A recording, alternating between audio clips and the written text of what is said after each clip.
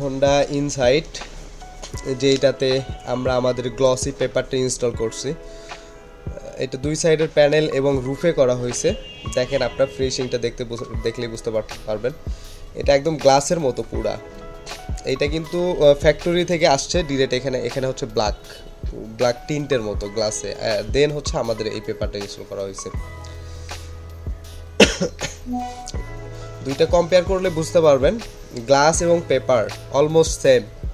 মানে এইটার রিফ্লেক্টরটা এত বেশি সুন্দর এবং এত বেশি শাইনি, এইটা মানে লাগাইলে মনে হয় যে পুরা গাড়িটাতে এইটা সানরুফ মুনরুফ সহ আসছে।